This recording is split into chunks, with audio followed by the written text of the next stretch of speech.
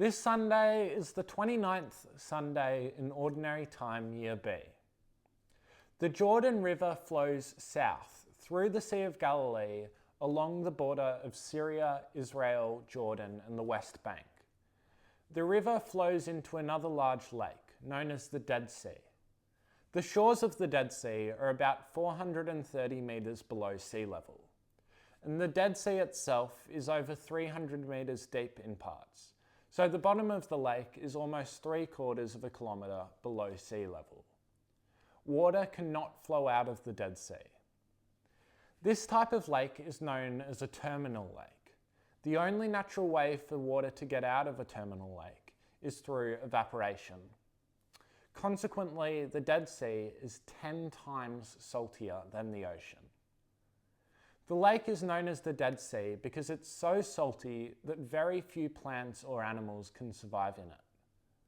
The reason the Dead Sea is so low and so deep is that it's located on the boundary of the African and Arabian tectonic plates. It's located on a fault line.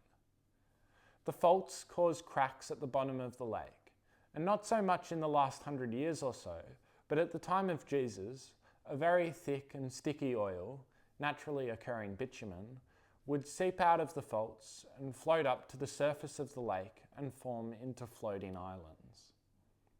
Ancient Romans would take their boats out into the middle of the lake and push the bitumen to the side, then gather it up and use it as a building product. The ancient Romans had a different name for the lake, Lake Asphaltites. Anyway, in 1946, a nomad shepherd fell into a cave on the western side of the Dead Sea, in the area known as the West Bank. Inside the cave, he found some pottery, and inside the pottery, he found 3 scrolls. He took the scrolls back to his camp and showed them to his family. His family hung the scrolls on a tent pole while they decided what to do with them. In the end, they decided to take them to Bethlehem to sell them. They sold them for 7 Jordanian pounds, about $30 at the time.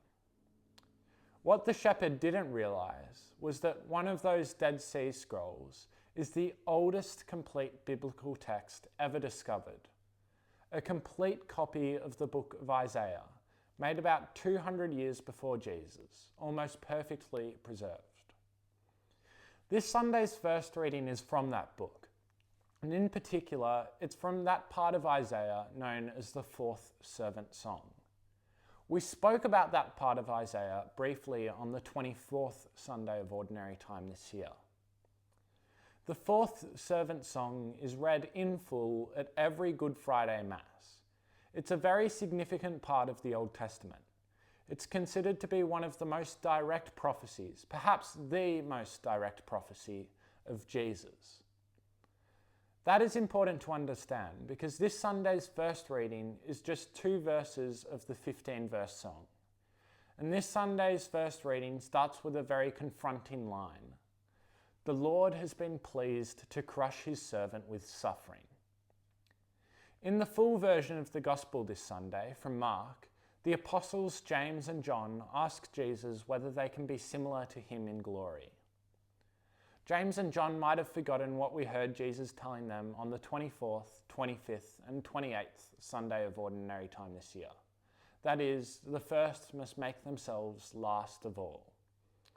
So Jesus gathers all his apostles together and tells them, "The Son of Man came to give his life as a ransom for many." And so the confronting words in the ancient book of Isaiah can be better understood.